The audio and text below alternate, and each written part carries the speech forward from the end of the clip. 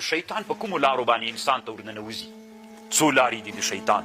یوه لاره د شیطان طالبانو شهوت ده، د شهوت له لارې نه دی غواړي چې ننوځي. یوه لاره د غضب ده، یوه لاره د هوا ده.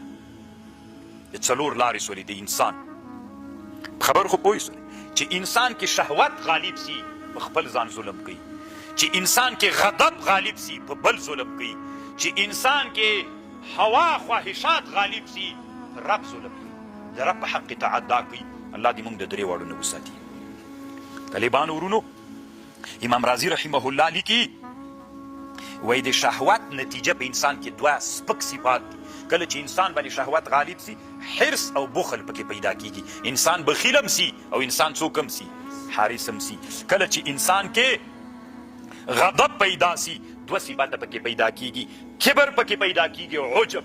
عجب دا معنی ځان ډېر غټ ورته ښکاري، نور خلک واړه ورته ښکاري.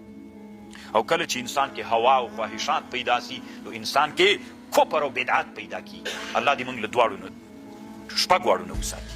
خبر پوه سي درې لارې د شیطان سي: شهوت، غضب، څه چې یو سړی ډېر هر وخت غوسه او بل هوا.